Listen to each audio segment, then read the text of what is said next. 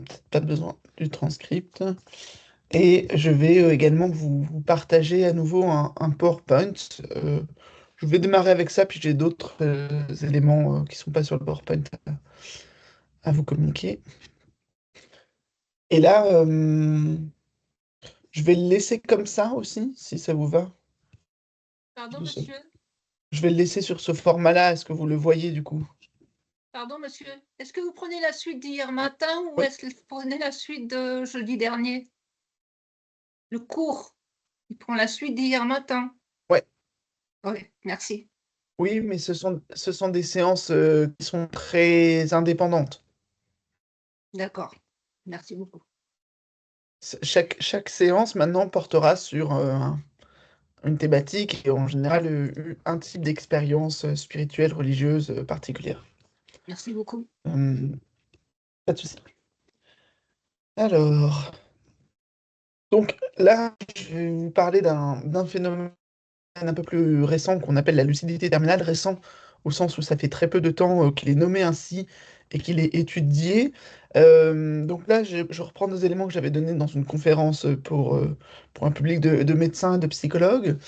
La lucidité terminale, c'est illustré par cette petite BD. Ce sont des gens qui sont dans un état euh, très compliqué, peu répondant, peu présent, avec souvent des pertes de capacité de mémoire, Bonjour de monsieur. pensée, de perception.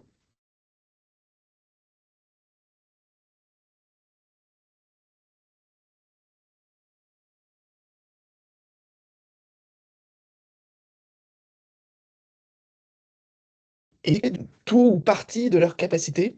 Donc, ils vont se réveiller, ils vont avoir faim, ils vont avoir de l'énergie, ils vont reconnaître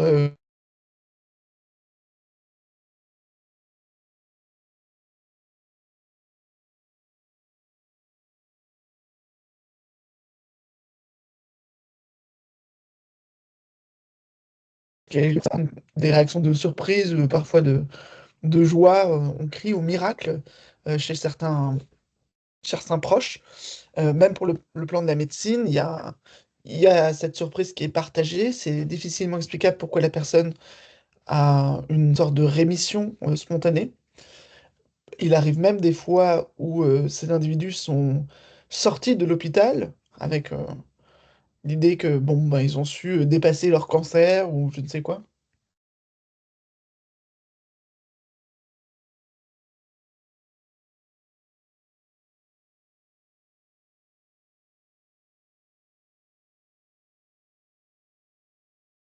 Du coup, ils sont nés, c'est pour la famille de l'avoir un peu vu revenir, d'avoir pu espérer une guérison.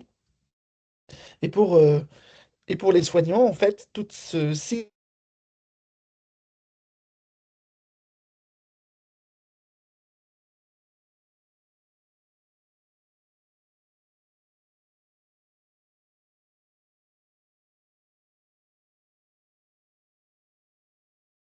puis je donnerai un biologiste allemand qui est celui qui a donné le nom en 2009 à ce phénomène, mais c'est un phénomène, on va le voir, qui existe depuis très longtemps et qui vient aussi, comme l'expérience de mort imminente dont j'ai parlé hier, euh,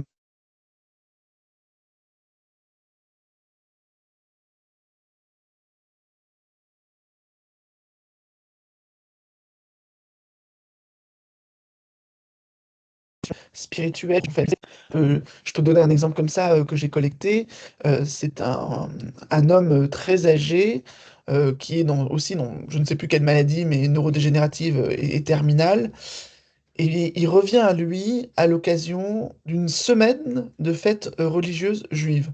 Donc il est envoyé à domicile, il fait la semaine complète où il est assez alerte, il est présent, il partage toutes les festivités. Et au bout de cette semaine-là, son état décline à nouveau et il décède très rapidement.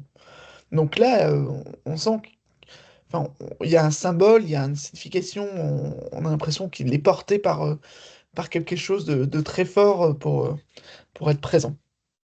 Michael Nam lui-même n'a pas découvert directement ce phénomène. Il a lu les travaux d'un collectif américain pour un bouquin qui s'appelle Irreducible Mind, l'esprit irréductible. Et c'est un peu un produit des travaux de l'Institut d'Esalen. Alors, Esalen, en Californie, c'est vraiment un centre de la contre-culture. Dans les années 60, c'était quelque chose qui était porteur ce qu'on appelle le mouvement pour le potentiel humain. Et donc, il y a beaucoup de formations assez ésotériques New Age. Mais il y a également, dans ce cadre, un certain nombre de chercheurs et qui ont essayé de collecter les aspects scientifiques autour des croyances New Age. Et dans ce livre, il y avait trois exemples de personnes qui étaient dans un stade avancé de maladie, à quelques pas du néant, et qui sont redevenues elles-mêmes en pleine possession de leurs moyens peu avant la fin. Et donc ces trois cas, qui étaient issus de la littérature médicale, Michael, ce qui est assez étonnant, c'est que c'est quasiment le seul chercheur qui s'est posé cette question et qui a entrepris cette démarche.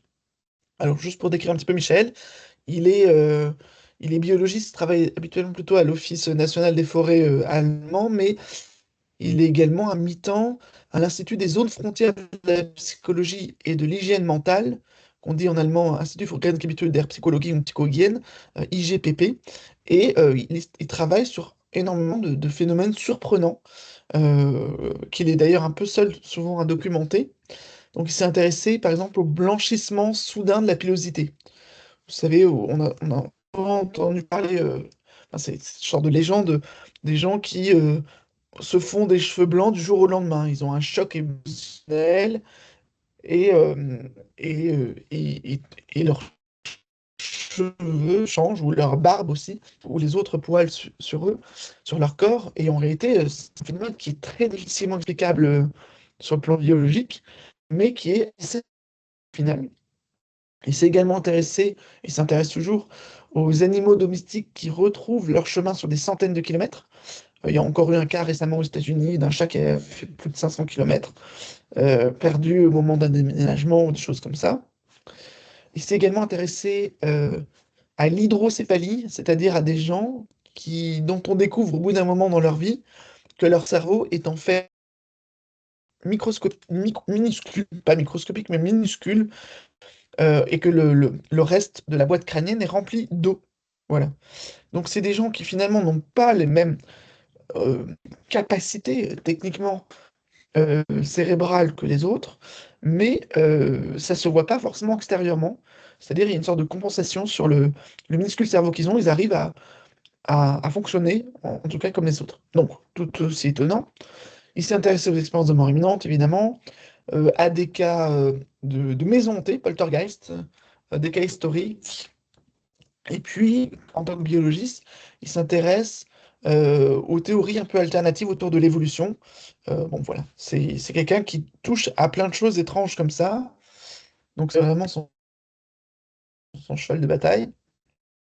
Et donc, ce qu'il a entrepris, c'est d'aller regarder dans les revues médicales et scientifiques de tout temps et dans toutes les langues s'il y avait d'autres cas de lucidité terminale. Donc, c'est vraiment un travail incroyable. Et il va en trouver. Parfois, quand il trouve un article, ça cite d'autres observations. Donc, en fil rouge, comme ça, il va tirer le fil. Et dans son premier filet, il va remonter comme ça 80 autres cas de lucidité terminale publiés dans la littérature médicale et scientifique. Et il y en aura peu d'autres, en fait, hein. Je pense qu'il a très vite quadrillé la zone. Et ce qu'il trouve d'assez étonnant, c'est que ce phénomène va se produire dans des circonstances très variables. Donc, il est particulièrement visible lorsqu'il y a une forme de contre important. Par exemple, là, j'ai donné des cas où quelqu'un a, par exemple, une maladie neurodégénérative grave, comme Alzheimer, qui se met en place sur un certain nombre d'années, et on voit bien que les capacités se perdent au fur et à mesure et ne reviennent pas, en fait. C'est vraiment quelque chose qui est vu comme assez linéaire et fataliste. Mais il y a également des troubles psychiatriques graves, comme des schizophrénies, des formes d'autisme graves ou d'autres choses comme ça, donc qui sont installées aussi depuis des années, voire des décennies, des tumeurs cérébrales, des comas, et donc plein de configurations médicales différentes où il y a malgré tout ce phénomène de récupération in extremis des capacités. Suite au travail de Michael Nam, il va y avoir un certain nombre d'autres chercheurs, alors pas grand nombre, mais qui vont s'intéresser à ça. Aux États-Unis, ça va être Bruce Grayson, qui est à l'Université de Virginie et qui est un spécialiste des expériences de mort imminente. En Autriche, il va y avoir Alexander Battiani, qui est qui a une chaire de médecine et qui pratique, enfin, qui est aussi un peu un élève de Viktor Frankl sur toute l'approche existentialiste. Bon, voilà, donc qui s'intéresse beaucoup à la spiritualité et au sens de la vie dans le cadre de la psychiatrie. En Islande, il va y avoir un Erlendur Haraldsson qui est aussi un spécialiste de parapsychologie, plus particulièrement des souvenirs de vie antérieure dont on va parler, et d'autres visions au seuil de la mort. Donc des gens qui sont déjà très marqués par un intérêt pour ce type de phénomène. Mais petit à petit, ça va vraiment gagner le monde aussi mainstream, hein, voilà, classique en sciences. Et en 2022, le National Institute on Aging, donc l'Institut national de travail sur le vieillissement aux États-Unis, qui fait partie de l'Institut national de la santé en fait des États-Unis, donc le plus gros financeur des recherches en santé, va proposer une bourse de plusieurs millions de dollars qui va être mis en compétition et plusieurs équipes vont avoir des projets comme ça pour aller regarder, dans le cadre du vieillissement, des maladies neurodégénératives, la place que peut prendre cette lucidité. Parce que il y a finalement ces observations historiques, mais elles sont complètement renouvelées parce qu'il y a maintenant qu'il y a un nom qui est mis sur cette expérience, euh, et puis qu'il y a des recherches plus systématiques qui sont entreprises, il y a énormément de cas qui remontent de partout. Et très souvent, au cours de conversations, par exemple, que je peux avoir, les gens me disent, mais oui, mais moi j'ai un cas, un grand-père, un grand-oncle, etc., à qui c'est arrivé. Pour le coup, ayant été informé de ce thématique de recherche, j'avais proposé à des étudiants de psychologie de l'Université de Lorraine de travailler là-dessus. Et finalement, il y en a une qui a fait sa thèse à ce sujet, qui s'appelle Marine Mutis, donc je vous ai mis également son image. Et elle a soutenu sa thèse en 2022, elle a obtenu un prix de thèse de l'école doctorale. Et elle a beaucoup vulgarisé ce sujet, publié à ce sujet. Et donc, si vous voulez aller plus loin, il y a énormément de vidéos, d'interviews, de choses qui sont déjà diffusées chez le grand public là-dessus. Et elle a un angle d'attaque assez particulier qui est de ne pas essayer de démêler, de résoudre cette énigme. Comment ça se fait qu'il y a de la lucidité terminale? Comment on explique ça sur un plan médical? On s'est contenté d'aller regarder comment ça se passait pour les proches de ceux qui faisaient un épisode de lucidité terminale et également pour les soignants. Donc elle a interrogé des gens qui ont un proche qui a vécu ça et des soignants pour lesquels c'est arrivé dans leur service.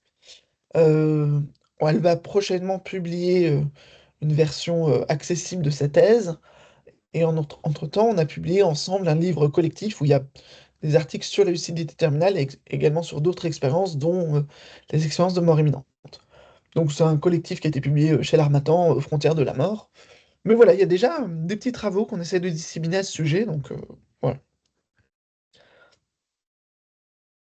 Alors, le terme de lucidité terminale, c'est pas le seul qui est utilisé, hein. Euh, il y a plein de mots, d'expressions qui vont circuler. Les gens vont parler de regain d'énergie, le mieux avant la fin, l'œil du cyclone, la lueur dorée, et il y en a une qui est une expression assez poétique, qui est le chant du cygne. Ça correspond à quasiment la même chose, et il y a vraiment l'idée que derrière ces expressions assez populaires qui circulent facilement, il y a une vraie réalité, il y a un noyau de vérité de quelque chose. Ce qui est assez étonnant, c'est que dans la fiction, on a déjà trouvé des cas où ce phénomène était présenté.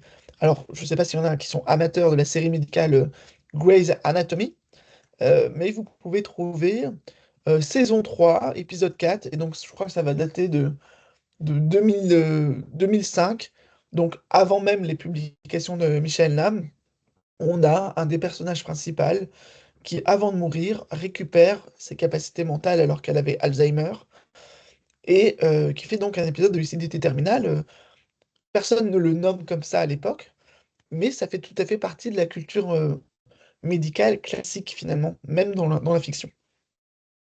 Et il y a également un aspect culturel parce qu'il y a des pays, comme à Chypre, ça m'a déjà été témoigné, où en fait, dans les conceptions courantes de la mort, on sait qu'il y a potentiellement ces derniers moments de lucidité, et donc tout est organisé pour les rendre accessibles, pour être prêt à être là, pour interagir avec le mourant au moment où ça se passe.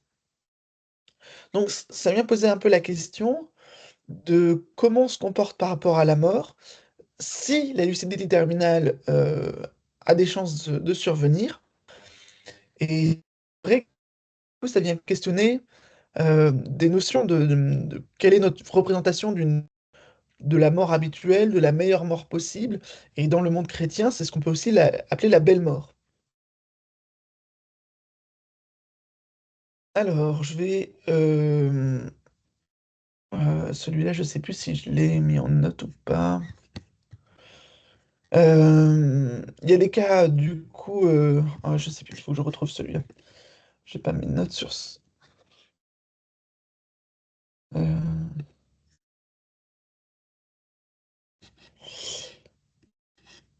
faut que je me remette sur l'écrit de la thèse.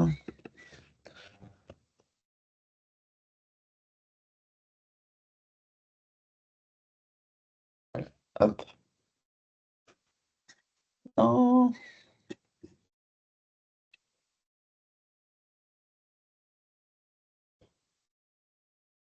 une petite seconde.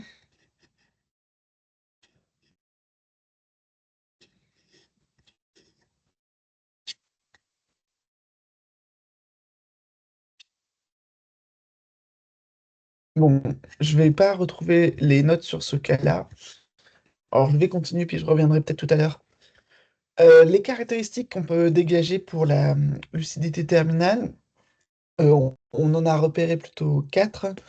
Euh, Très souvent, c'est qu'il y a deux bases, une altération physique et ou psychique de l'individu. Cette caractéristique vraiment vient nous, nous donner une base sur laquelle il va y avoir un changement qui opère. Et donc, il faut bien aller mal pour aller mieux par la suite. Et on va avoir, par exemple, sur un échantillon de 124 témoignages, à peu près 90% des personnes qui ont des déficits cognitifs extrêmes. Il y en a, par exemple, 39% qui répondent plus du tout aux sollicitations et 27% qui sont même déclarés comateux. Donc, c'est vraiment des états très profonds d'absence. Et ce qu'on voit apparaître, récupération des facultés. Encore une fois, c'est une récupération qui est euh, partielle ou complète. Ça peut être simplement, ben, on a l'impression, il ouvre les yeux à nouveau et il suit de regard les gens. On a l'impression qu'il est beaucoup plus présent, mais il n'est pas forcément capable de communiquer non verbalement ou verbalement. Il y en a qui vont se mettre à se lever, marcher, et puis du coup, ils peuvent aussi transmettre des consignes, leur dernière volonté, demander à voir des gens, avoir des conversations de haut niveau, réciter des poèmes de leur enfance, enfin, plein de choses qui sont assez surprenantes. Et on a vraiment l'impression d'un reset de l'individu, d'une véritable revitalisation. C'est comme si la vie reprenait ses droits sur ce corps qui était en perte de vitesse. Euh, il y a même des cas très surprenants où il y a notamment un cas qui est rapporté par Schubert en 1808 d'un malade qui n'avait jamais parlé de manière compréhensible toute sa vie. Il avait, je sais pas, c'était une sorte de proto-langage avec un gros déficit cognitif. Et le jour de son décès, il va vraiment avoir une conversation claire, comme si les obstacles cognitifs qui étaient en place ne enfin, étaient levés. Et puis on a un cas de Ringer en 1958 où c'est une femme qui, de la même manière, n'avait jamais parlé correctement et va se mettre à réciter des poèmes sur la mort juste avant son décès. Donc là, effectivement, c'est des cas qui sont extrêmement surprenants. Et nous, ce qu'on recherche un peu, c'est plus le continuum. Il y a des cas peut-être moins forts, mais tout aussi intéressants. La troisième caractéristique, c'est plus épistémologique, c'est la façon de l'appréhender, mais on est surpris. Il y a quelque chose d'imprévisible au regard des connaissances établies, hein. Il y a quelque chose d'assez paradoxal parce que c'est plutôt un diagnostic, un pronostic mauvais, négatif, assez pessimiste, d'une pente descendante. On peut même parfois dire, bon, ben, dans une semaine, il n'est plus avec nous. Et là, il y a une récupération irrémédiable. Et en même temps, il y a cette temporalité constante qui associe cet épisode avec un décès plus ou moins proche. C'est-à-dire que c'est, encore une fois, c'est de quelques minutes à quelques jours, et on a des cas où ça peut être sur un mois.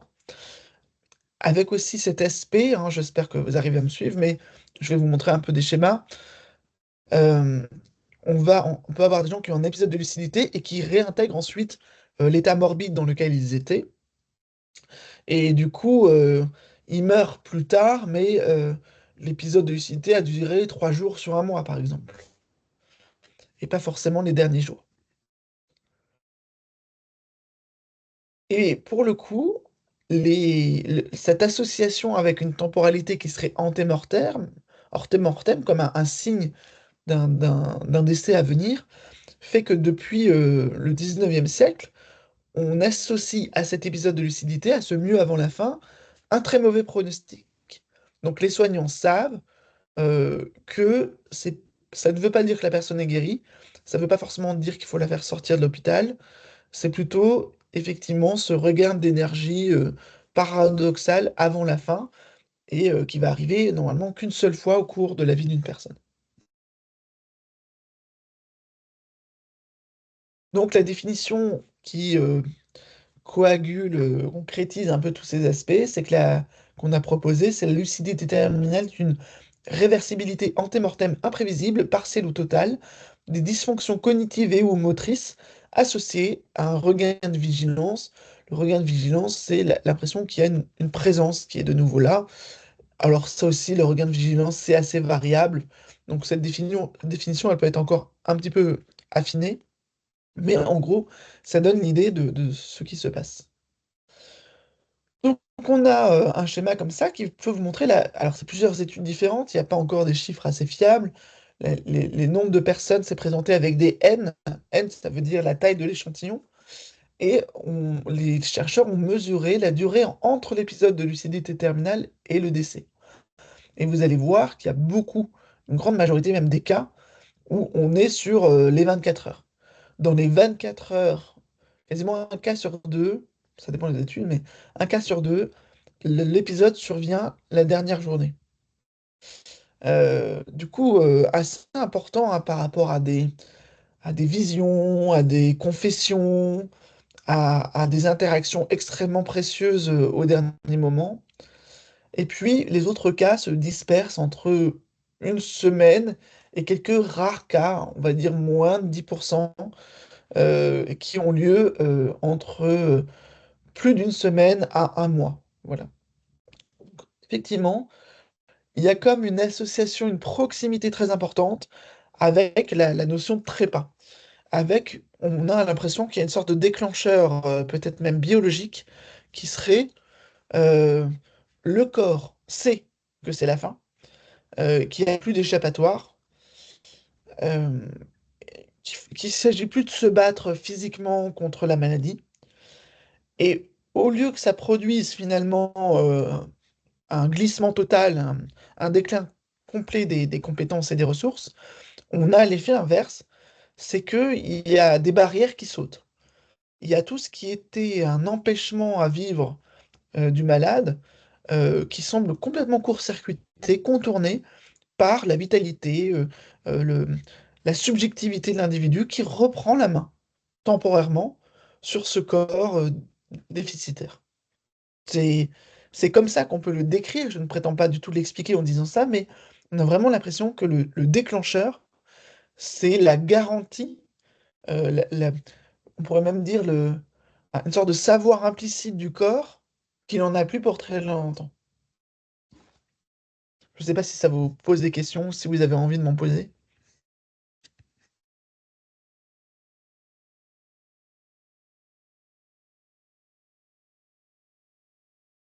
Sinon, je Oui, continue, pas de problème. Oui, bon, juste allez-y. la question, une question juste comme ça, mais c'est peut-être d'ordre philosophique. Comment le corps peut-il savoir que c'est la fin, quoi, pour lui, quoi? C'est un peu, puisqu'on pense, ah ben, si on est un peu conforme à la réalité, c'est plutôt notre esprit qui pense, quoi, à cette partie immatérielle.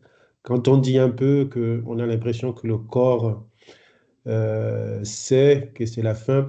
Qu'est-ce qu'on entend un peu par ce savoir? Est-ce que c'est juste un peu une façon analogue de dire la chose? Est-ce que c'est une manière d'exprimer que c'est l'instinct de survie? Genre, je sais pas comment ils expliquent cela. Ouais. Euh, enfin, effectivement, je me suis peut-être mal exprimé en faisant cette sorte de glissement sur le corset.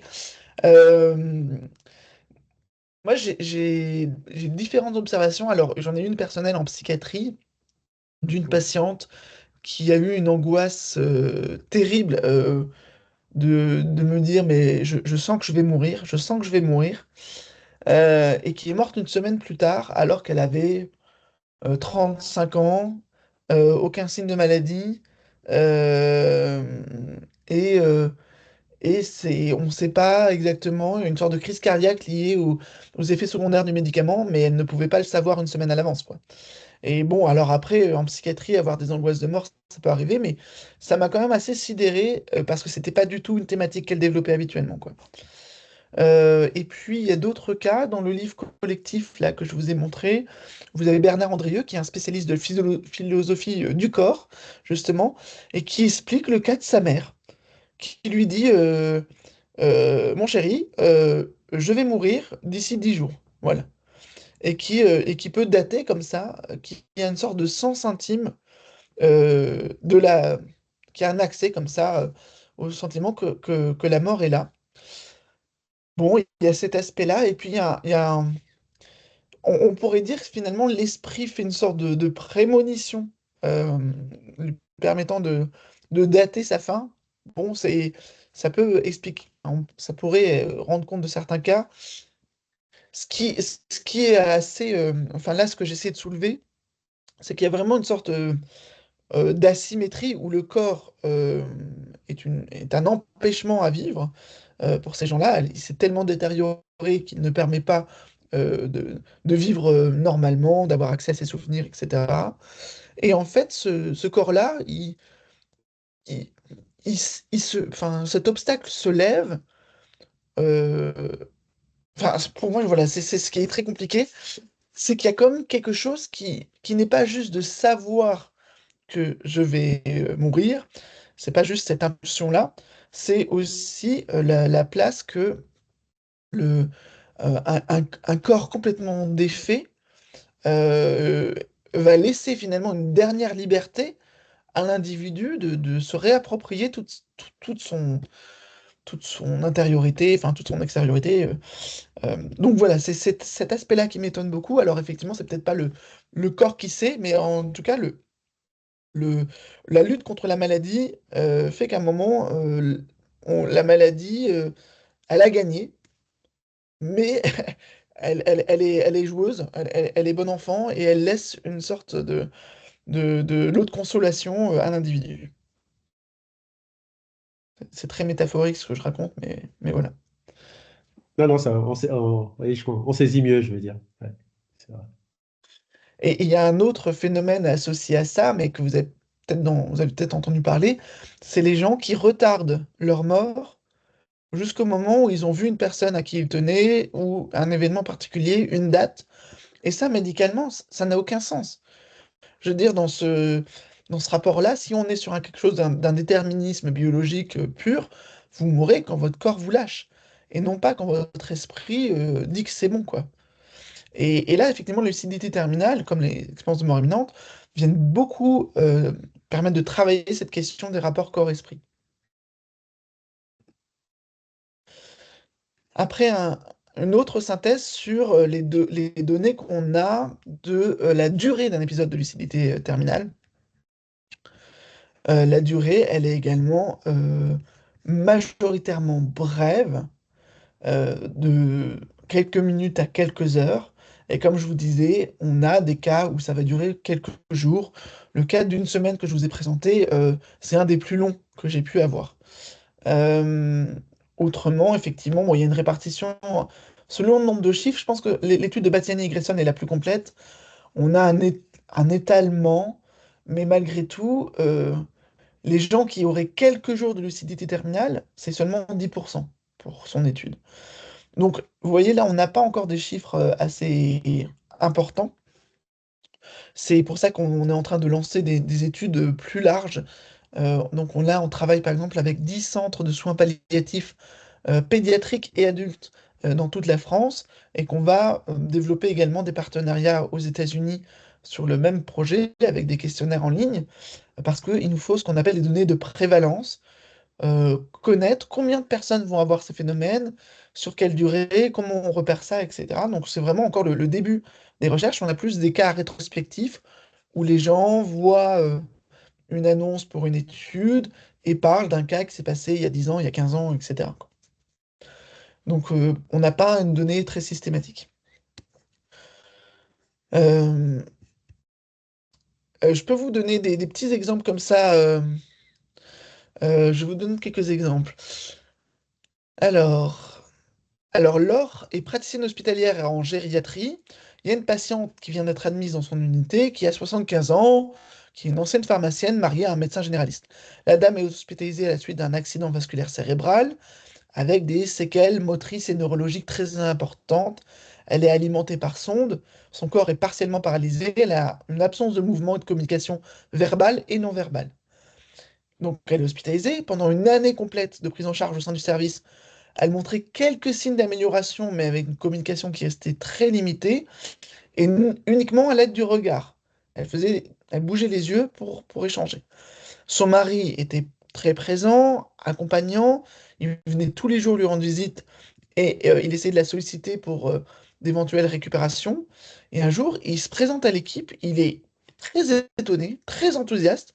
Il leur dit que sa femme vient de prononcer quelques mots.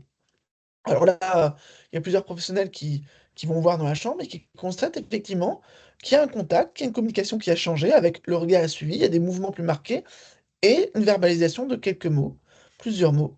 Mais après quelques heures, cette patiente finalement se dégrade à nouveau et décède dans les jours qui suivent l'épisode. Voilà, c'est un cas très classique, très simple. Euh, alors, il y a Étienne, autre cas, qui lutte depuis plusieurs années contre le cancer, avec des opérations, des choses comme ça. Ah non, en fait, c'est Étienne. euh, Oui, non, c'est la femme d'Étienne, pardon. C'est la femme d'Étienne qui est donc qui lutte contre le cancer et qui est transférée finalement dans un service de soins palliatifs où on lui dit qu'elle va décéder et qu'on va simplement pratiquer des soins de confort pour la maintenir. Mais le vendredi suivant, il explique, Étienne, qu'en sa présence et en la présence de certains amis qui étaient venus la voir, sa femme a ouvert les yeux et a échangé avec eux. Et en fin de journée, elle lui a aussi demandé de rapporter sa robe bleue lorsqu'il reviendrait le soir, après avoir dîné chez les amis. Et au cours de la nuit, lui, il s'est éveillé et il a pu constater qu'elle était également éveillée. Alors ils ont commencé à parler, ils ont partagé un moment d'intimité comme ça. On était le vendredi, le samedi se passe tout à fait normalement sans particularité. Et le dimanche, la femme est toujours là, présente. Elle demande une trousse de maquillage. Elle souhaite se préparer malgré son état de fatigue. Elle se redresse. L'équipe soignante arrive dans la chambre, l'accompagne pour faire un shampoing, l'aide à se maquiller, etc. L'infirmière découpe la robe demandée par la femme d'Étienne afin qu'elle puisse l'enfiler malgré des perfusions. Et Étienne revient dans la chambre et il retrouve son épouse qui est pimpante, souriante. Et là, c'est une scène assez étrange où sa femme s'est du coup allongée en fermant les yeux, préparée, s'attendant à partir. Et Étienne ajoute bon, elle était sur le départ, mais la mort ne se présentant pas, elle se relève un petit peu et en fin de matinée, elle demande à appeler certaines personnes. Donc elle appelle des amis, elle appelle des collègues, elle échange sur sa mort prochaine, elle leur fait des adieux. Elle transmet également des mots d'amour, de bienveillance à sa famille lorsque leurs enfants sont venus dans l'après-midi. Donc c'est toujours le dimanche, on est toujours dans cette journée, et il y a vraiment un moment de grâce, de communion extrêmement forte. Et le lendemain, lundi, son état se dégrade à nouveau, elle perd la conscience au cours de la nuit et elle décède moins d'une semaine après cet épisode. Donc là, on a un épisode qui s'étale sur 3 jours, où, euh, où finalement ça donne lieu à des échanges assez formidables, qui ont un impact probablement très fort sur l'ensemble de l'entourage et qui perturbe aussi un petit peu les soignants dans ce genre de cas. Alors, très vite, je sais pas si vous sentez la question qui vient, c'est ça dure pas longtemps, c'est pas longtemps avant la mort, et du coup, comment on fait pour ne pas rater ce moment-là, quoi? Pour qu'il y ait une présence, pour qu'il y ait des interactions, pour que la personne puisse accéder aussi à ce moment-là. Et les grandes questions que vient de poser la lucidité terminale, c'est aussi par rapport au débat actuel ce qu'on a sur l'aide à mourir et sur la sédation prolongée et profonde, où finalement, alors c'est pas une certitude parce qu'il manque encore d'études, on se pose en tout cas nous la question, c'est une chose qu'on va regarder, au niveau des traitements qui sont donnés aux personnes en soins palliatifs par exemple, est-ce que ces traitements-là viennent inhiber la possibilité de faire un épisode de lucidité terminale? Parce que il semble que pour la personne, faire cet épisode, c'est toujours un plus. C'est-à-dire, c'est un moment où elle se retrouve, elle peut transmettre des consignes, dans le meilleur des cas, elle transmet un certain nombre de choses à son entourage. Pour l'entourage, alors là aussi, on va le regarder, mais il se pose la question de est-ce que ça va les aider sur le plan du deuil qu'ils ont à faire? Donc là, on va voir que c'est assez ambivalent, mais on a l'impression que ça donne accès quand même à une fin beaucoup plus digne. Voilà, de pouvoir échanger là-dessus. Et cette fenêtre, elle est tellement étroite. Je vais vous donner un exemple. Il y a un des participants de l'étude de Marine Mutis, donc de sa thèse, qui dit qu'il reçoit un coup de téléphone de son père. Et son père, il est en pleine possession de ses moyens, alors que, il a une leucémie depuis plusieurs années. Il venait de contracter la Covid-19. Et donc, enfin, il a son père au téléphone, son père lui parle comme jamais il lui a parlé, et là, il dit, ah, désolé, elle vient d'entrer dans ma chambre, elle doit faire un examen. Quelques heures plus tard, il est rappelé par un professionnel qui lui dit que son père est décédé. Donc c'était le dernier échange qu'ils ont eu de vive voix, et il lui a été volé par le rythme de la vie hospitalière. Donc là, effectivement, énorme regret et grande incompréhension parce que euh, il a eu une lueur d'espoir, il a eu quelques minutes d'échange incroyables, et derrière, la nouvelle suivante, c'est le décès. Et donc voilà, ça pose vraiment des questions. Et puis, je sais pas, je peux vous donner d'autres cas dont je me souviens comme ça. Il y a par exemple, je crois que c'est en gastro-entérologie, là, enfin, où il y a un médecin qui vient faire sa petite tournée des chambres et il retrouve plus son patient qui a un cancer du pancréas stade avancé et qui est normalement tout jaune, etc.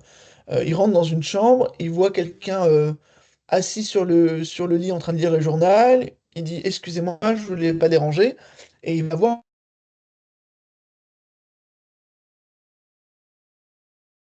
il engueule les infirmières de changer de chambre, merci de me prévenir.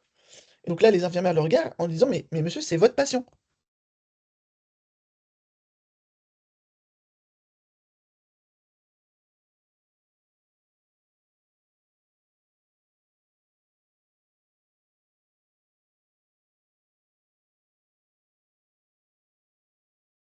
Converser, quoi. Donc, avec tentative d'explication, il y en a des tentatives qui sont plutôt, vous voyez, du côté médical. On va dire que c'est une sorte de mécanisme de défense naturel, genre, dans une lutte, par exemple, contre une maladie, les défenses immunitaires sont livrées petit à petit sur la durée. Par exemple, c'est vraiment si c'était une guerre, on mettait en place un front et on alimente le front. On met pas d'un coup tous les œufs dans le même panier, quoi. Et là, on pourrait se dire, au final, quand on sent que c'est vraiment l'extrémité et qu'on est proche de perdre la bataille, on envoie toutes les troupes, on envoie toutes les défenses immunitaires, et on pourrait se dire que là, le corps, il épuise l'ensemble de ses troupes, de ses réserves, pour essayer finalement de gagner, de remporter la victoire. Bon, c'est une idée. MacLeod, qui est un autre chercheur sur ce sujet, va dire effectivement, c'est une sorte d'adaptation à l'involution du système nerveux. Il y aurait cette idée d'un cerveau mourant qui serait quand même capable, finalement, face à cette dissolution du système nerveux, de rétablir une sorte d'homéostasie. Donc il y aurait des processus, justement les processus qui sont habituellement corrompus par la maladie, feraient une sorte de tour d'honneur euh, pour rééquilibrer un petit peu le rapport corps-esprit. Mais c'est quand même pas des explications très précises pour l'instant, même si vous voyez, elles sont quand même très récentes. On ne comprend pas pourquoi ça se passe à ce moment-là et pas avant. Parce que la personne, par exemple, développe son cancer depuis des années, euh, il y aurait eu déjà nécessité pour le système immunitaire, pour le système nerveux, de venir essayer de contrer cette involution. Et là, on ne voit pas pourquoi ça se déclenche à ce moment-là. Donc on a une sorte d'idée, et je l'avais déjà exploré sur le précédent cours, que la mort n'est pas un truc en on-off, hein, pas un truc catégoriel qui se fait par à-coup, mais une transe. Une transe qui peut suivre plusieurs étapes. Et vous avez récemment un professeur de psychologie canadien qui s'appelle Imaz Barus, qui a écrit tout un livre pour décrire le mourir comme un état non ordinaire de conscience, donc comme une transe qui va pouvoir suivre plusieurs étapes et créer plusieurs formes d'équilibre psychophysiologique. Et donc là, on serait dans une phase où on passerait de la biostase, qui est un état de mort apparente ou de vie suspendue, j'en ai parlé le cours dernier. Donc cette biostase, c'est la personne, elle est dans le coma, il n'y a plus grand-chose qui fonctionne. Mais c'est pas l'étape finale du processus de mourir, puisqu'il y a encore deux autres étapes. La suivante étant la thanatose. La thanatose, c'est un état de vie apparente ou de mort suspendue. C'est-à-dire c'est une proximité avec de la mort sur un versant irréversible, donc sans retour. Et donc, ce serait du passage de la biostase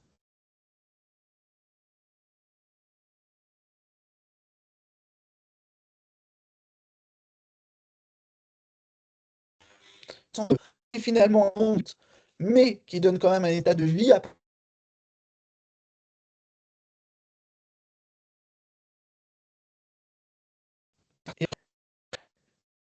Et donc, l'étape finale, hein, vous pourrez réécouter dans le cours. Excusez-moi, monsieur, est-ce que c'est moi qui fais des micro-coupures? Est-ce que c'est chez vous? Non, Est-ce c'est chez, Ah c'est non, chez moi lui. j'en ai pas, je sais pas pour les autres. Si, nous, C'est chez moi on qu'il y a a des des micro-coupures. micro-coupures aussi. Des fois, ça coupe. Ah, désolé, vraiment désolé. Je suis vraiment Non, sur mon Wi-Fi, normalement. D'accord. Euh, Ouais, alors je reprends du coup une idée qui... Alors je l'ai pas mis là, mais c'est développé par...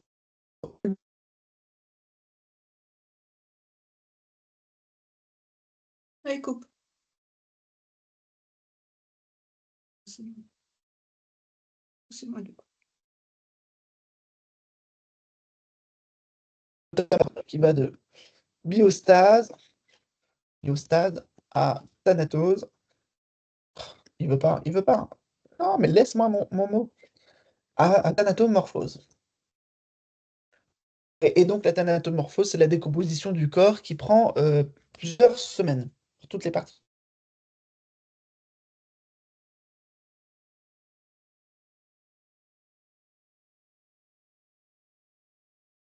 Donc de l'équilibre corps-esprit. Et finalement, ça pourrait donner lieu en fait à cette élévation de la conscience.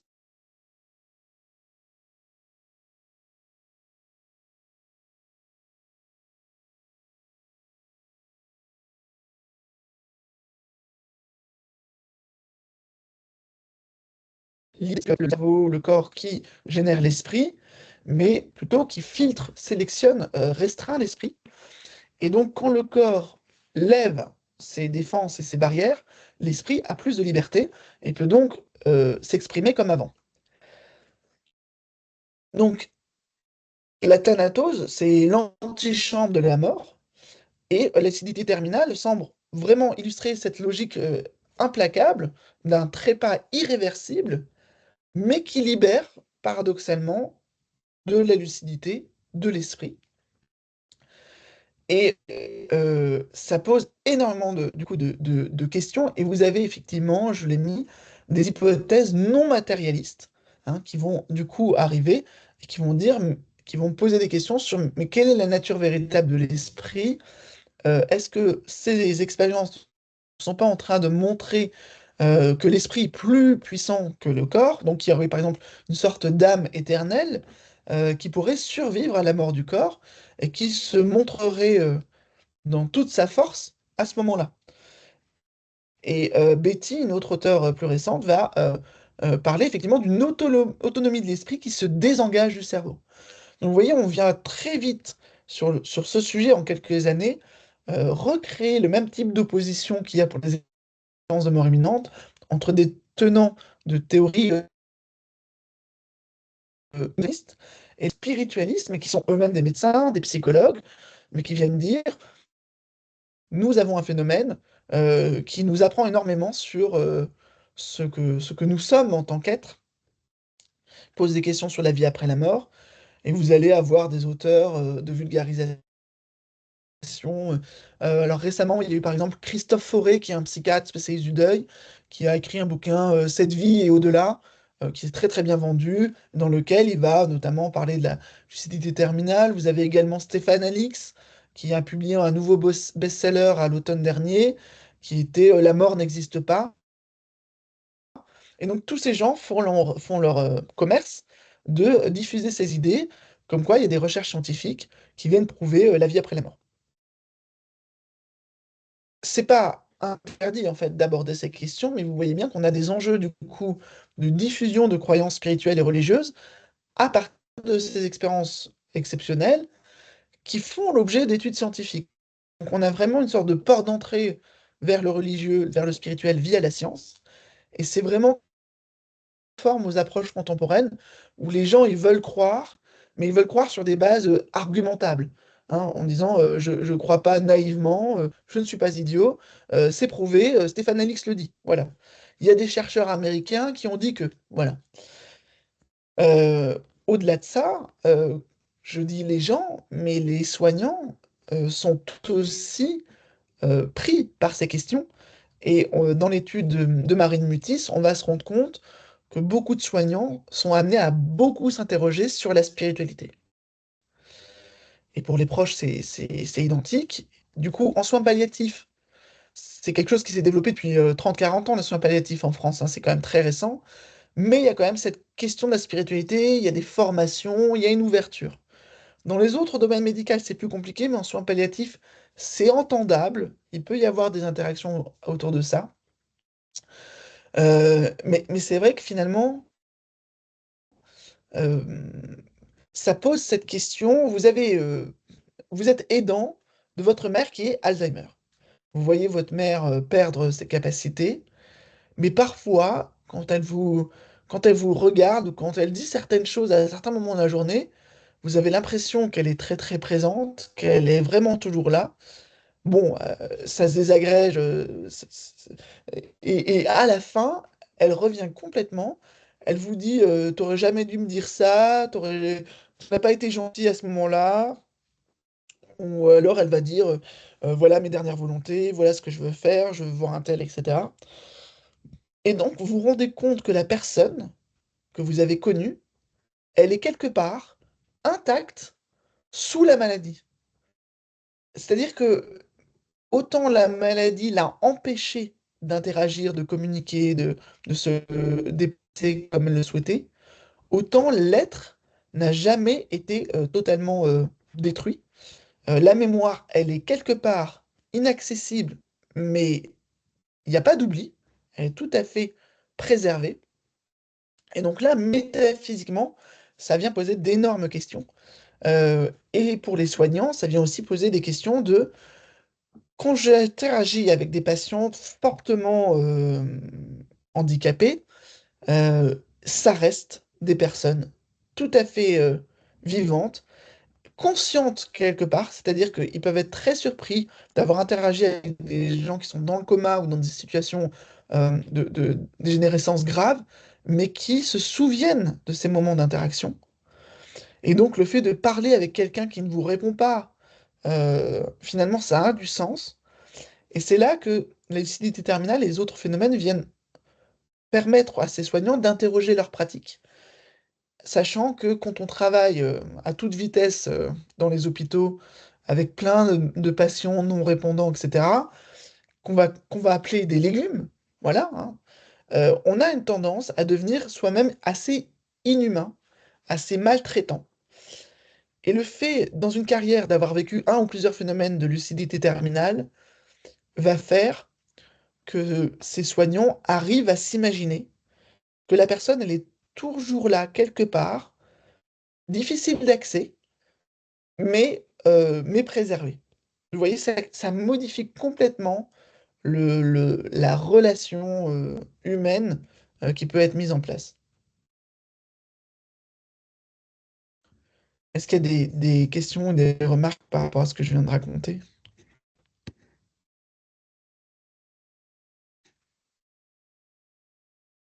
Non, ça fait réfléchir après toutes ces choses.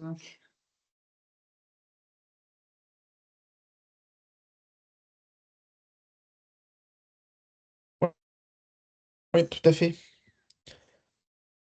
Et donc, il y a, là, parmi les tentatives d'explication, dans les plus anciennes, il y avait, dans les choses non matérialistes, il y avait Karl Duprel, qui est une sorte de philosophe allemand du 19e siècle, qui lui parlait du sujet transcendantal.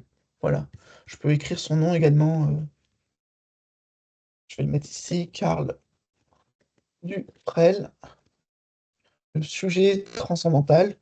Et donc, c'est une sorte de mélange de plein de références théoriques, romantiques par exemple, religieuses également, mais c'est l'idée que l'esprit conserve une existence autonome, non inscrite dans l'espace, immatérielle, euh, et du coup, qui pousse à une sorte de dualisme. Voilà.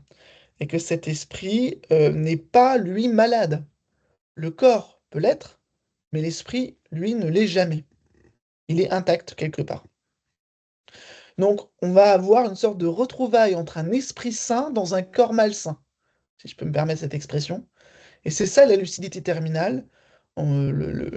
C'est cet esprit inaltéré se moque des connexions neuronales, des lésions, des choses déficitaires, et il, il se joue de la mécanique cérébrale. Il vient même transcender les matières d'une certaine façon pour se réimposer. Après, la question suivante, c'est qu'est-ce qui se passe quand on perd un proche euh, après un épisode de lucidité terminale? Donc là, on a, je vous ai un peu décrit ça, des sortes de rémissions miraculeuses qui risquent de nourrir un certain nombre d'espoirs, parce que la personne, elle dit, mais moi je vais très bien, je me sens plus du tout malade, j'ai retrouvé toute mon énergie. Il fait des blagues, etc. Et parfois, même les équipes médicales. Alors, une petite seconde, je vais devoir ouvrir la porte, il y a quelqu'un qui vient faire des travaux chez moi. Une seconde.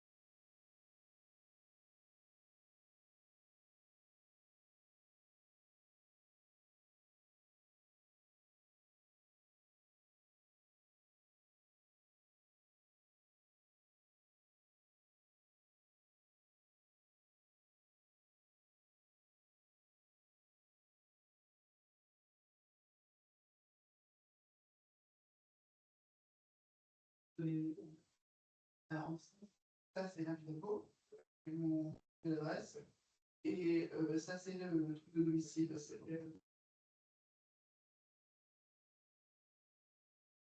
Ah, non, je peux vous les transférer par mail si vous me donnez un mail. C'est pas que. Ouais, c'est ça. Comme ça. Ok. Ouais. Alors, je vous souviens la date de ma fin ici.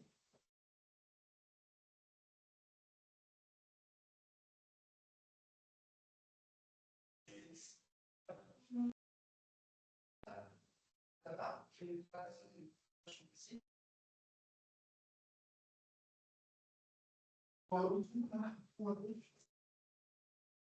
Dégager un peu de passage. Et de la glisse dans la pièce où je cours, puis on verra un moment où ok, je suis ici. Et, voilà, et je ferai pour ailleurs, je me déplacerai. Ok. Marche. Non, mais ça marche maintenant. Est-ce que...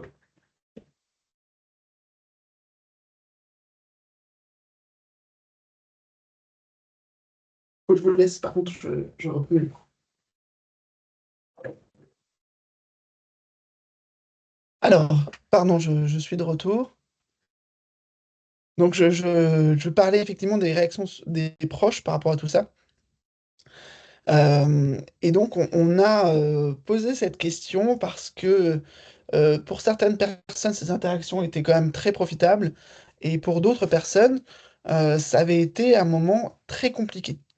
Très compliqué parce que, il y a une sorte de yo-yo qui se passe entre l'espoir que la personne va s'en sortir et la déception de voir qu'en fait, elle meurt peu de temps après. Et il y a beaucoup de problèmes qui vont se poser, c'est-à-dire que les soignants sont pas forcément toujours au clair sur ce qui se joue. Et il y en a qui ont quand même ce réflexe, une sorte de protocole informel qui est de dire, oh là là, il nous fait un regain d'énergie, il faut qu'on appelle la famille, il faut qu'il soit présent. Et donc, ils ont cette idée hein, que c'est vraiment les derniers moments, qu'il faut en profiter, mais c'est pas quelque chose qui est formalisé. Il y a pas de formation médicale à ça actuellement. Il n'y a pas un nom très clair. Et puis, les infirmiers peuvent faire ça, mais ne pas en parler au médecin, par exemple.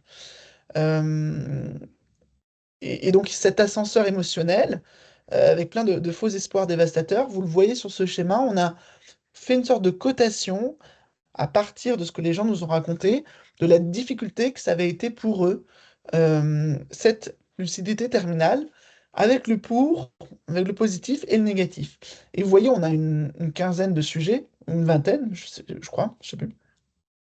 Euh, et il y en a qui ont des influences très négatives. Là, par exemple, le cas de Cédric tout en bas, et d'autres très positives. Et il y en a beaucoup qui sont dans l'ambivalence. Il y a eu des moments, des aspects sympas, d'autres moins associés à cette expérience. Alors, si on prend la moyenne, ça penche vers le ambivalent positif, hein. Mais on reste sur quelque chose qui peut demander d'être repris dans la parole, parce que ça reste le deuil de quelqu'un, hein, au final.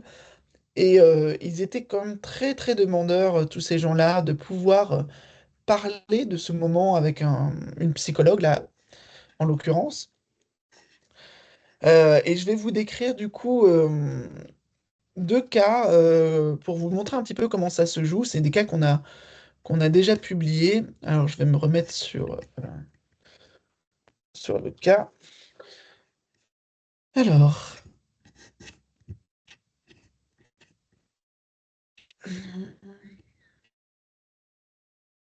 je me remets sur le cas. Voilà, c'est... Alors, c'est le témoignage, je commençais par un cas positif, celui d'Anouk, 38 ans, qui accompagne sa belle-mère, qui a une soixantaine d'années, et qui, elle dit, c'était un peu ma mère de substitution. Et donc, celle-ci est hospitalisée depuis quelques mois à cause d'un cancer du foie, et elle fait une encéphalopathie toxique qui la met dans le coma. Donc, elle est dans le coma pendant plusieurs jours, la belle-mère d'Anouk, et ses proches sont préparés à son décès. Et soudain, elle sort de cet état d'inconscience. Et Anouk dit, le vendredi, quand je suis arrivée, j'entendais parler dans la chambre. Et quand je suis rentrée, j'ai vu que ma belle-mère était assise dans le lit, super en forme, souriante, à discuter avec mon conjoint, comme si de rien n'était. Et donc, Anouk est d'abord très surprise, et elle a l'espoir même que sa belle-mère puisse finalement guérir de sa pathologie. Elle dit, c'était de l'étonnement, de la joie aussi, de pouvoir la voir consciente. Mais cette possibilité d'une rémission est rapidement écartée par Anouk, qui ne croit pas à une guérison miracle, mais qui, malgré tout, souhaite profiter de ces derniers moments pour se forger des souvenirs positifs avec sa belle-mère. Elle disait, je pensais pas que ça durerait, je me suis dit que je vais profiter de cet instant pour rester auprès d'elle et lui dire tout ce que j'ai envie de lui dire, et vice-versa. Elles ont ainsi pu discuter de son regain de conscience, de sa mort prochaine, de sa sérénité quant à cette idée qu'elle va mourir. Ils vont parler de ses enfants, de ses petits-enfants, de leurs relations, de ce qu'elles avaient partagé. C'est quand même hyper précieux. Oui.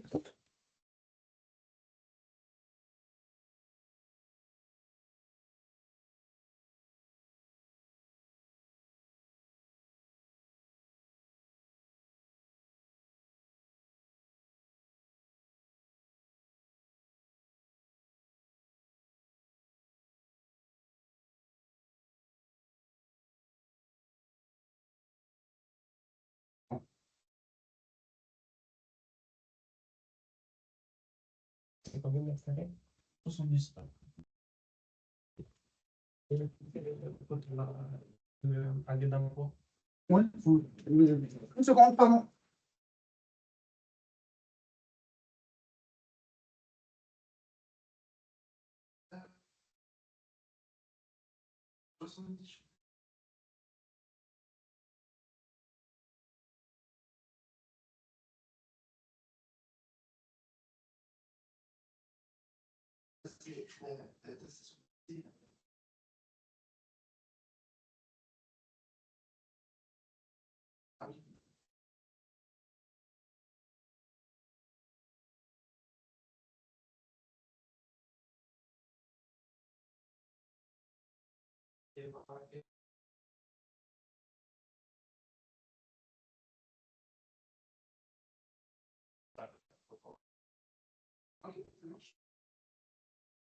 Je continue.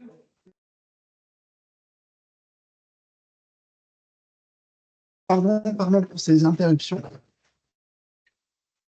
Alors, est-ce que j'ai pas perdu tout le monde en route? Oui, mais pardon. Donc je reviens. Donc Anouk, elle est là, elle discute avec sa belle-mère et elle dit ce qui m'a le plus marqué, c'est qu'elle savait qu'elle allait mourir, elle le sentait. Elle est restée éveillée 2 jours, puis on nous a appelé pour nous dire qu'elle était décédée. Et donc, quand elle évoque cette expérience de lucidité terminale, elle dit que c'était relativement positif pour elle. Je crois qu'Anouk, elle se situe ici, c'est quand même ambivalent, vous allez voir. Elle est au milieu. Euh, elle a été. Enfin, elle dit que ça lui a permis de retrouver une dernière fois sa belle-mère, qui était comme libérée de l'emprise de la maladie. Elle dit c'est quelque chose d'assez joyeux dans le sens où on pouvait encore profiter d'un proche plus longtemps que ce qu'on ne le pensait. Et ce fut notamment l'occasion, par rapport à nous, d'être rassurés par sa belle-mère concernant l'avenir, de revenir sur leur histoire commune, de conserver des meilleurs souvenirs que ceux de l'hospitalisation. Elle m'a dit qu'elle avait été contente de me connaître, que j'étais quelqu'un de bien. C'est des phrases extrêmement fortes pour le reste de l'existence. Et d'après elle, son deuil ne fut pas particulièrement affecté, estimant qu'elle avait du coup été préparée depuis longtemps avec l'annonce du concert au décès, mais elle conservait un sentiment de sérénité sur cette expérience. Il faut en faire un chouette moment, c'est un signe de profiter de l'instant, mais aussi de se préparer à ce qui va arriver prochainement. Donc, on a ce cas d'Anouk qui est plutôt du coup dans la sérénité. Et là où c'est très amusant, c'est qu'on a publié ce cas et conjointement avec celui de Cédric. Et en fait, Cédric, qui a 37 ans, c'est le compagnon d'Anouk et c'est donc le fils de cette personne qui a un cancer du foie. Et donc, il accompagne sa mère au cours de l'hospitalisation. Et quand il y a l'épisode de lucidité terminale, Cédric, il réagit pas comme Anouk. Et on voit bien que sur le même phénomène, la même situation, on va avoir des positions personnelles différentes. Cédric, lui, il était convaincu que sa mère allait guérir prochainement, puisqu'elle présentait tous les signes d'une amélioration drastique.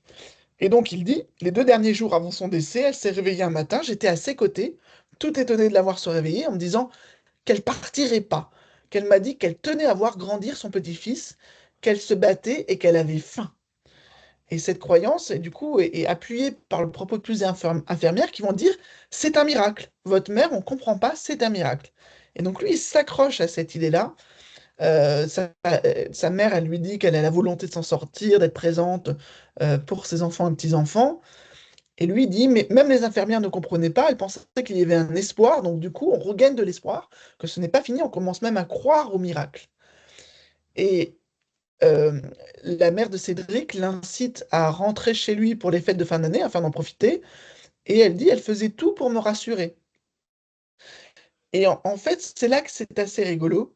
C'est que la maman, elle a senti que son fils, il était pas prêt à entendre qu'elle allait mourir. Et donc, il s'est confié à Anouk, sa belle-fille, et il lui a dit, je sais que je vais mourir. Je te parle de ma mort, mais j'en parle pas à mon fils parce que je crains de lui faire du mal. Et avec Anouk, elle a pu dire, on a beaucoup parlé de son fils, qu'elle connaissait bien pour être émotionnellement fragile. Elle m'a toujours dit qu'elle essayait de le préserver au maximum. Et donc là, c'est assez rigolo comment, du coup, la personne en lucidité, elle souffle un peu le chaud et le froid des deux côtés. Et malgré les mises en garde de sa compagne et de quelques membres de sa famille sur le fait que le décès de sa mère était inévitable, lui, il s'est vraiment entêté sur l'idée qu'elle était en train de guérir, il a vraiment voulu y croire. Et quand le décès est arrivé, ça a été un choc terrible. Vous voyez, Cédric, c'est celui qui est le plus dans l'extrémité de ce phénomène de deuil compliqué. Euh, il disait, je ne pensais pas que c'était possible qu'elle revienne comme ça a été un regain d'espoir, de tout, on y croit. Et puis au final, on vous apprend 2 jours après qu'elle est décédée, qu'elle est morte une deuxième fois, ça a été très dur. Alors cette notion de morte une deuxième fois, c'est très lié au fait que quand on a une personne qui est sur le déclin et dont on pronostique la mort, on fait ce qu'on appelle un deuil anticipé. Et le deuil anticipé, c'est fait que en nous, on commence à se détacher, à défaire les liens qui nous unissent à cette personne. Donc, Cédric a eu comme 2 deuils consécutifs, dont un plus dramatique que l'autre. Et donc, il a eu ce faux espoir qui est venu accentuer sa tristesse et ses difficultés à vraiment engager un processus de deuil concernant sa mère. Il va dire, c'est juste une grosse déception d'avoir cru à un espoir. Ça joue. Je ne l'ai pas perdu d'un coup, je l'ai perdu en plusieurs fois, avec un choc émotionnel qui a eu des répercussions après. Le deuil a été très compliqué, très dur. Il est toujours marqué en fait par cette angoisse. Il dit c'est surtout un faux espoir. J'ai beaucoup de crainte et de peur maintenant. Donc vous voyez, il y a vraiment une complexité finalement de ce phénomène dans la façon de l'accompagner avec les proches, avec les soignants également. Euh, et il y a des variables individuelles. On ne peut pas dire que la lucidité terminale, c'est un bienfait pour tout le monde. C'est un phénomène qui survient. Et quand il survient, il va falloir pouvoir accompagner en fonction de qui on a en face de nous. Euh, Ça dépend aussi. vraiment, le contexte hospitalier peut être très particulier. Il y a un cas comme ça d'une dame qui se réveille en lucidité terminale et du coup qui dit mais je veux pas de vos perfusions, qui commence à enlever ses perfusions, qui dit qu'elle va très bien, qu'elle est guérie. Euh, Enfin, faut arrêter de la traiter comme une malade. Et là, l'équipe infirmière s'inquiète et il se trouve qu'ils du coup ils vont vraiment la sédater avec cette idée. Il y a un truc qui est le contrepoids de la lucidité terminale et qu'on appelle le délirium terminal.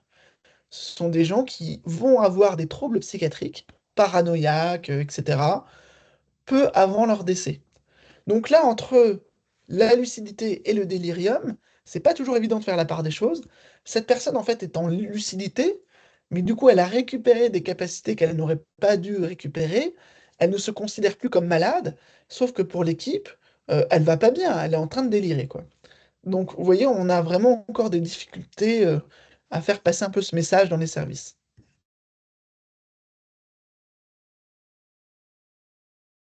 Et donc, pour les soignants, c'est aussi quelque chose qui est compliqué. Plusieurs d'entre eux se sont confiés du coup dans l'étude de Marine Mutis, hein, qui a exploré le récit d'une vingtaine de soignants, psychologues, infirmiers, médecins, tout ça. Et ils ont vraiment un stress élevé face au manque d'explications. Leur formation médicale, paramédicale, psychologique ne les prépare pas à une telle chose. Donc il y en a qui savent improviser, il y en a avec l'expérience, ils vont dire j'en ai vu 10 des cas comme ça. Maintenant, je sais quoi faire, je suis préparé à ce genre de choses. Il y a vraiment un questionnement éthique qui se met en place, hein. Je vous en ai donné un peu quelques éléments par ailleurs. Ce questionnement éthique va vraiment dire, euh, ben, finalement, en tant que soignant, je suis du côté de personnes qui sont là, qui sont intactes quelque part, même si mon rôle est de soigner leurs troubles et de vérifier leurs constantes, etc. Je suis personnalité d'une âme qui n'est pas perdue totalement. Et puis, du coup, ce phénomène, ça modifie aussi un peu les repères diagnostiques et ça va introduire de nouvelles pratiques. Voilà. Euh, Juste l'ensemble, en fait, des expériences de fin de vie qui sont étudiées dans la littérature. Voilà, vous comprenez, hein, je m'intéresse du coup à ces expériences aux frontières. La lucidité terminale, c'est à l'approche de la mort jusqu'à la mort. Et vous avez un certain nombre d'autres expériences, de visions pré-mortem ou post-mortem, des prémonitions pré-mortem, des expériences de mort imminente, des expériences de mort partagée aussi, où il y a une forme d'empathie. Il y a ce qu'on va appeler les nécrophanies ou les communications directes avec après la mort. Même il y a une sorte de chevauchement en plus de tout ça. Donc ça, c'est d'autres expériences qu'on va collecter par des questionnaires, des autres clinique, et puis les phénomènes de coïncidence avec le typique l'horloge qui s'arrête au moment du décès du grand-père ou des choses de ce type-là. Et donc tout ça, bien sûr, ça allie un folklore pas possible avec un certain nombre d'interprétations spirituelles, paranormales, surnaturelles, mais ça interroge aussi parce que ça peut être documenté vraiment dans le cadre de pratiques cliniques et ça interroge vraiment sur qu'est-ce qui se passe dans le psychisme humain, qu'est-ce qui se passe dans le rapport corps-esprit autour de la mort. Je fais une mini pause pour que vous me posiez éventuellement des questions.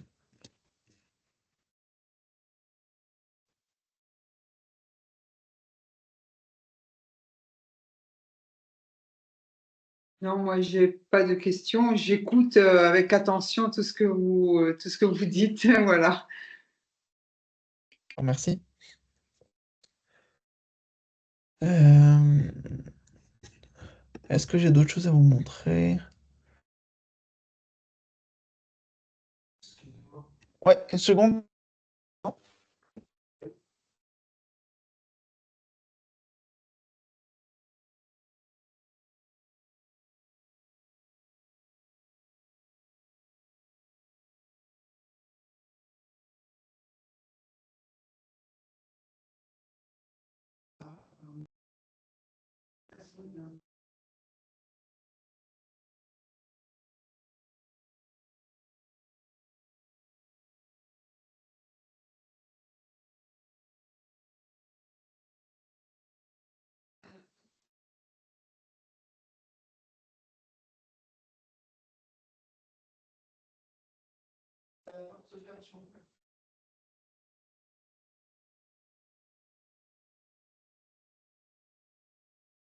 C'est vraiment pratique avec les travaux en même temps. Donc vous avez eu le temps de découvrir ce schéma. C'est un peu une synthèse, voilà, qui vient montrer un petit peu comment toutes ces expériences viennent un peu poser des questions dans les pratiques professionnelles. Ça vient souvent nourrir, qu'on le comprenne ou pas, une mise en sens de la fin de vie. C'est-à-dire que par rapport à des cas où il n'y a pas du tout ces expériences très bizarres, là, les gens, du coup, disent, ben, elle a voulu me dire au revoir, elle m'a fait un signe, et donc ça passe beaucoup mieux, en fait. Et que des gens soient croyants ou pas du tout, hein, d'ailleurs, hein. C'est quelque chose qui peut d'ailleurs, à un moment, faire obstacle, faire problème, mais ça met en sens quand même les derniers instants. Donc, ça peut ouvrir à certains besoins spirituels. Ça peut aussi aider à accepter la mort, à se préparer à la mort, ce genre d'expérience. Euh, Par exemple, là pour Anouk, très clairement, quand sa belle-mère lui dit, je sais,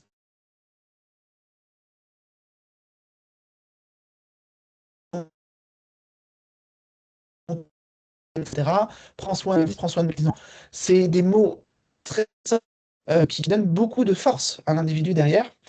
Euh, voilà, il y a un aspect de consolation qui vient atténuer la tristesse et les affects très puissants de ce moment-là. Et tout ça, finalement, peut apporter du réconfort, de l'apaisement, une diminution de la crainte, et donc favoriser le processus de deuil, en plus de donner une sorte de sang pour les professionnels qui sont pris dans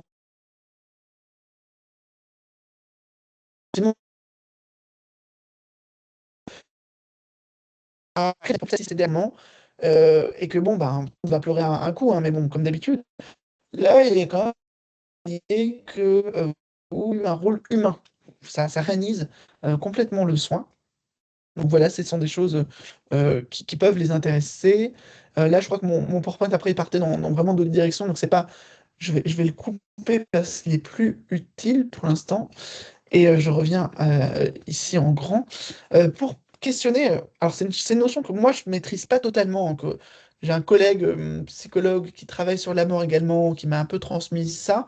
C'est cette notion de belle mort. La belle mort, c'est une sorte de vision chrétienne, un héritage chrétien de l'art de mourir, et qui dit, mais comment en fait doit se passer correctement une mort? Et en fait, il y a cette idée que le mort doit être conscient, il doit être lucide, il doit être entouré de ses proches et du prêtre, à qui il confie tous ses péchés pour obtenir l'extrême onction. Et donc, ces éléments-là, la conscience, la lucidité et l'entourage des proches, euh, c'est des éléments qui se retrouvent plus ou moins dans cette question de la lucidité terminale. Donc, c'est intéressant du fait de cette convergence. On se demande d'ailleurs si c'est parce qu'il y a des moments de lucidité terminale qui déjà quelques bienfaits qu'on a construit autour de ça en disant c'est comme ça qu'il faut mourir, c'est comme ça qu'il faut se préparer à mourir. Il y a une sorte de d'influence à l'inverse je sais pas, d'un discours, une mentalité judéo-chrétienne qui pousse à considérer que euh, la, la lucidité terminale euh, c'est, et serait valorisée dans ce cadre-là, enfin, d'une certaine façon. Je ne suis pas forcément très clair, mais en gros, déjà chez Saint Augustin, on a cette idée que la mort est un choix qui s'offre à l'homme. Elle ne le fait pas disparaître totalement parce qu'il est une création de Dieu, donc il représente l'immortalité divine. Et donc, les proches vont accompagner le mourant de leur prière vers la plus belle des destinations. Et donc, cette idée que il y a un rôle des proches d'accompagner ce passage, mais qui n'est pas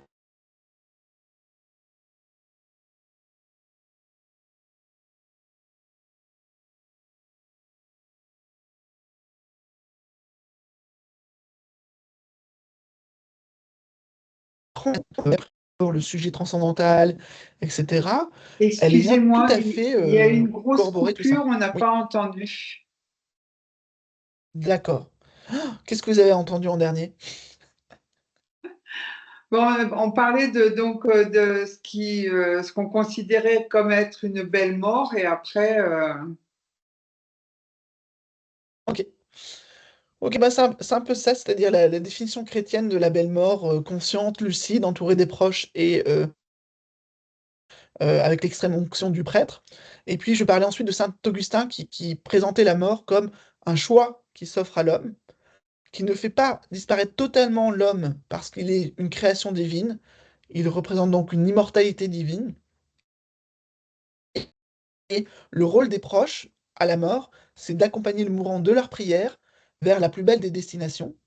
Euh, et on retrouve à peu près ça dans le CDT terminal, cette idée on va créer une sorte de rituel d'accompagnement de ce passage,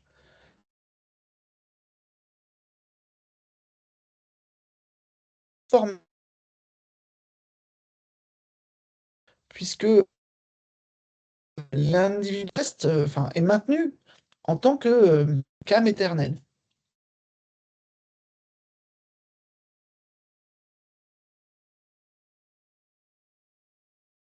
Et des exemples de lucidité terminale dans l'histoire qui ont pu nourrir des conceptions de la belle mort telles que celle-ci, où un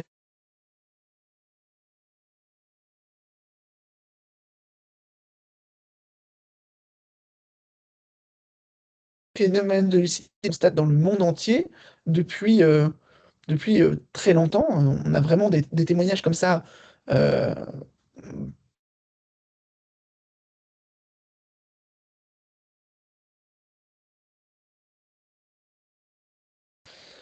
mais c'est vrai que ça va nourrir un petit peu une certaine représentation de la mort.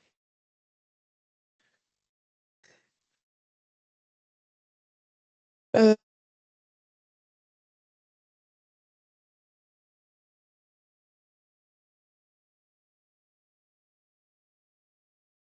la question de l'aide au suicide. Euh, et mon collègue Pierre Moulin, du coup, qui travaille également à l'Université de Lorraine, hein, à Metz, euh, il décrit cet idéal qui est en vigueur aujourd'hui, porté par certaines personnes, qui est que ce soit une mort volontaire, contrôlée, choisie et maîtrisée. En fait, il faut mourir debout, en pleine possession de nos moyens physiques et psychiques, et tout ce qui concerne le temps de l'agonie, oui, oui, ouais, je suis obligé de m'interrompre encore une fois, désolé. C'est lui qui essaie de m'appeler sur mon téléphone, c'est ça? Oui.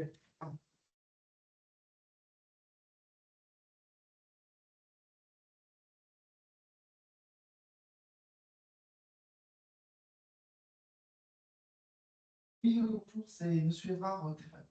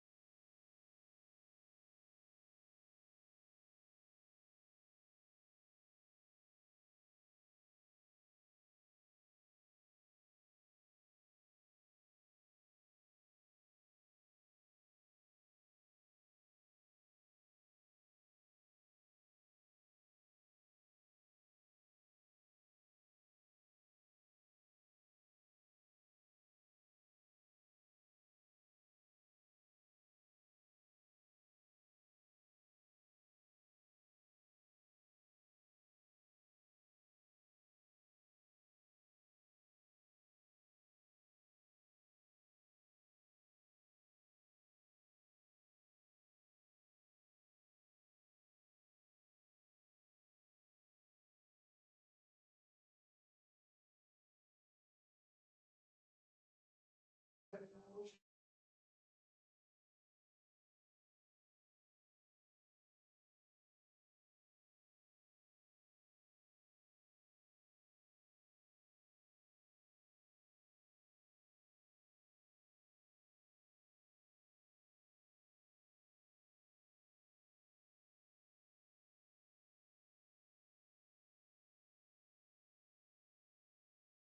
suis désolée, je suis encore mobilisée 2 minutes. Je suis désolée.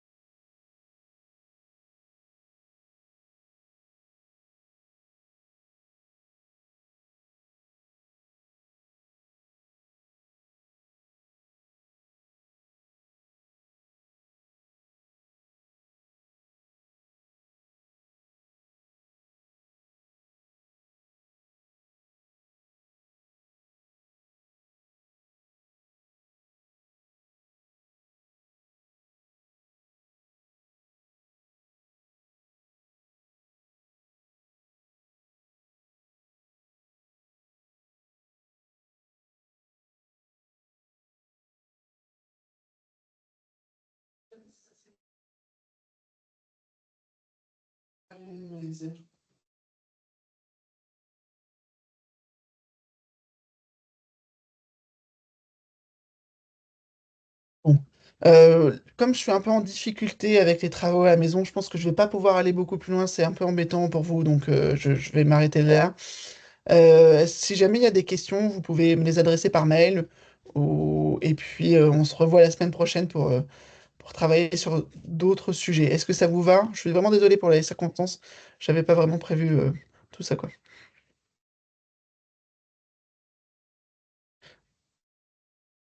Ok. Oui, est-ce que je peux m'arrêter là en fait? Je vous ai donné le principal à savoir sur ce sujet, donc vous me dites si ça vous convient et du coup on peut Oui, mais rediscuter éventuellement la semaine prochaine. Ouais. Pour moi, Ça ça marche? va. Je pense que le père prudent ne peut pas parler parce qu'il garde une classe. Il donne un Ah oui, cours, ça a donc l'air, hein. voilà, il assiste, mais il écoute, mais des fois, il ne peut pas parler. Il n'y a pas de problème, ça marche. Bah, merci en tout cas pour votre présence et votre attention. Et puis, et du coup, je vous en laisse là. De toute façon, je vous avais pas vraiment fait de pause. C'était un peu chaotique sur la fin. Donc, voilà, ce sera plus simple comme ça. Et je vous mets tout ça, le PowerPoint et tout ça, en ligne à nouveau sur. Alors, merci. D'accord, merci beaucoup. Au Au revoir. revoir.